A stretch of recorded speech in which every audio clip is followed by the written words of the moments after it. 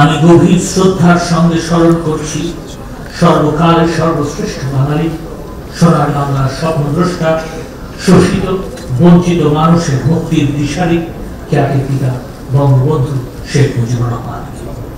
শ্রদ্ধা ভরে স্মরণ করছি 1975 সালের 15 আগস্টের নৃশংস হত্যাকাণ্ডের শিকার বঙ্গবন্ধু পরিবারের 17 জন শাহাদতবাসীকে ও 1975 সালের 3রা নভেম্বর তৎকালীন ঢাকা কেন্দ্রীয় কারাগারে বর্বরোচিত হত্যাকাণ্ডে প্রাণ হারানো জাতীয় স্মরণ করি মহান মুক্তিযুদ্ধে আত্মদানকারী 30 লক্ষ বীর শহীদ ও নির্যাতিত 2 লক্ষ মা বোনকে। সেই সঙ্গে আজকের এই বিশেষ দিনে সমাজের অসহায়, দরিদ্র ও সুবিধা বঞ্চিত ভাই বোনদেরকে আন্তরিক শুভেচ্ছা জানাচ্ছি।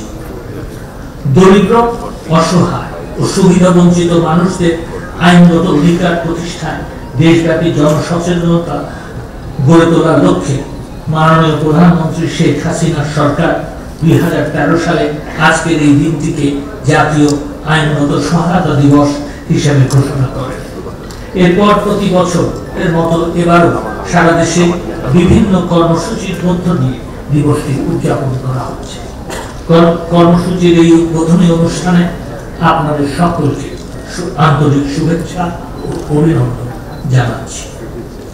সম্মানিত সুধীমণ্ডলী, আজ আমরা এমন এক মহৎ লক্ষ্যে ও উদ্দেশ্য নিয়ে এই অনুষ্ঠানের আয়োজন করেছি, যার সাথে দেশের আইনের শাসন, ন্যায় বিচার, মানবাধিকার ও সামাজিক সমতা জড়িত।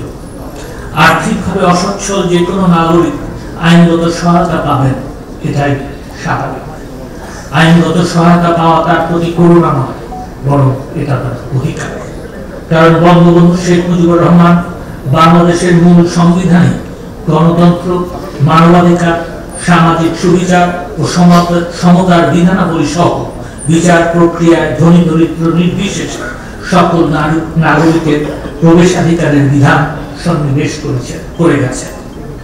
দুঃখজনক হলেও সত্য, বঙ্গবন্ধুর হত্যাকাণ্ডের পর দীর্ঘ 21 বছর আর্থিকভাবে অসচ্ছল মানুষগুলোর আইনগত সহায়তা পাওয়ার অধিকারের প্রতি কেউ দৃষ্টি দেয়নি। ধন্যবাদ মাননীয় প্রধানমন্ত্রী জননেত্রী শেখ হাসিনাকে। তিনি প্রথমবার সরকার গঠন করে 2000 সালে আইনগত সহায়তা প্রদান আইন প্রণয়ন করেন। ফলে বাংলাদেশে প্রথম রাষ্ট্রীয় ব্যবস্থাপনায় অসচ্ছল ও সহায় সম্বলহীন নাগরিকদের আইনগত অধিকার সুপ্রতিষ্ঠিত হয়। কিন্তু 2001 সালের মাঝামাঝি থেকে 2008 সাল পর্যন্ত 7.5 বছর জননেত্রী শেখ হাসিনা সরকারে না থাকায় তাদের এই অধিকার অন্ধকারে নিপতিত হয়।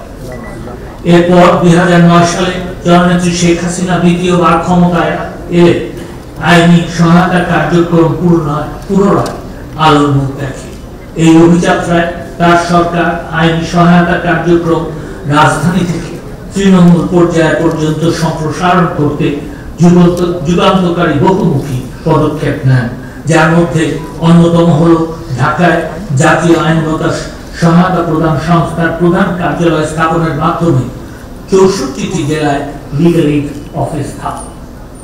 এর ধারাবাহিকতায় আমরা উপজেলা ও ইউনিয়ন লিগ্যাল এইড কমিটি এবং চৌকি আদালত ও শ্রম আদালতে বিশেষ লিগ্যাল এইড কমিটি গঠন করি। শ্রম আদালতের শ্রমিক আইন সহায়তা সেল চালু করি। আবার দরিদ্র অসহায় মানুষ যাতে দেশের সর্বোচ্চ আদালতে এসে ন্যায় বিচার পান, সেজন্য 2015 সালে সুপ্রিম কোর্টে আনুষ্ঠানিকভাবে লিগ্যাল এইড অফিসের কার্যক্রম শুরু হয়। সরকারি আইনি সেবা প্রদান আরো বিস্তৃত ও সহজ করার লক্ষ্যে আমরা 2016 সালে জাতীয় আইনগত সহায়তা প্রদান সংস্থার প্রধান কার্যালয়ে টোল ফ্রি জাতীয় হেল্পলাইন 16430 চালু করেছি।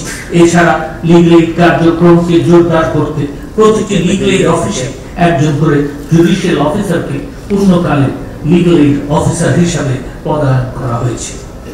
সম্মানিত উপস্থিতি, আপনারা জানেন মামলার সঠিক ব্যবস্থাপনার পাশাপাশি বিকল্প বিরোধ নিষ্পত্তি পদ্ধতি বা এরিয়া মামলা নিরসনের সহায়ক একটি পন্থা হিসাবে বিশ্বব্যাপী স্বীকৃত। জার্মান সরকারের উন্নয়ন সংস্থা GIZ এর এক সমীক্ষায় দেখা যায় বাংলাদেশের 87% স্থানীয় মানুষ স্থানীয় পর্যায়ে বিরোধ নিষ্পত্তিতে আগ্রহী এবং 30% নাগরিক প্রাথমিক দ্বন্দ্বের কারণে প্রতিবেশীর সাথে ছোটখাটো বিরোধ বা মারামারি যা স্থানীয়ভাবে নিষ্পত্তিযোগ্য। এটি খুবই আশার কথা হলেও আমাদের স্থানীয় পর্যায়ে বিরোধ নিষ্পত্তির হার অতি নগণ্য। এর মূল কারণ সামাজিক পরিবর্তন, সামাজিক উন্নয়ন, মানুষের ব্যস্ততা এবং মধ্যস্থতাকারীদের প্রতি আস্থার অভাব। এমনই অবস্থার প্রেক্ষিতে বিবেচনা করে আমরা 2015 সালে আইনি পরামর্শ ও বিকল্প বিরোধ নিষ্পত্তি বিধিমালা প্রণয়ন করেছি এবং এতে লিগ্যাল এইড অফিসারদেরকে মধ্যস্থতা করার পর্যাপ্ত ক্ষমতা প্রদান করা হয়েছে। সুখবর হলো উক্ত ক্ষমতা প্রয়োগ করে লিগ্যাল এইড অফিসারগণ জুলাই 2015 সাল থেকে মার্চ 2024 সাল পর্যন্ত 1,10,436 বিরোধ নিষ্পত্তি করেছে। তারা যেহেতু বিচারক এবং আইনি বিধিবিধানের অধীনে মধ্যস্থতা করে থাকেন, তাই লিগ্যাল এইড অফিসগুলো এখন বিকল্প বিরোধ নিষ্পত্তিতে মানুষের আস্থার প্রতীকে পরিণত হয়েছে। এই আস্থা আমাদের ধরে রাখতে হবে, এই আস্থা আমাদের আরো মজবুত করতে হবে। সম্মানিত সুধীবৃন্দ, মাননীয় প্রধানমন্ত্রী শেখ হাসিনার বলিষ্ঠ নেতৃত্বে আইনের শাসন ও মানবাধিকার প্রতিষ্ঠা সহ সকল ক্ষেত্রে বাংলাদেশ এগিয়ে যাচ্ছে। স্বল্পোন্নত দেশ থেকে উন্নয়নশীল দেশে উত্তরণ করেছে। বঙ্গবন্ধু কন্যার নতুন স্বপ্ন 2041 সালের মধ্যে স্মার্ট বাংলাদেশ গড়ে তোলা। সে কারণে এবছর দিবসটি প্রতিপাদ্য নির্ধারণ করা হয়েছে স্মার্ট লিগ্যাল, স্মার্ট দেশ, বঙ্গবন্ধু বাংলাদেশ। এই প্রতিপাদ্যকে ধারণ করে সরকারি আইনি সহায়তা কার্যক্রম আরো সফল ও বেগবান হবে বলে আমি বিশ্বাস করি। শেষ করার আগে শুধু বলবো, আমাদের মূল উদ্দেশ্য দরিদ্র অসহায় মানুষকে আইনি সহায়তা প্রদান করা। এই আইনি সহায়তা কার্যক্রমকে আরো সফল ও বেগবান করে তুলতে হলে এটিকে অবশ্যই জনগণের দোরগোড়ায়, অর্থাৎ যারা আইনি সহায়তা পাওয়ার যোগ্য তাদের কাছে নিয়ে যেতে হবে। আর তা করতে হলে উপজেলা ও ইউনিয়ন লিগ্যাল এইড কমিটিকেও অধিকতর কার্যকর করতে হবে। কারাগারগুলোর সাথে যোগাযোগ বাড়াতে হবে।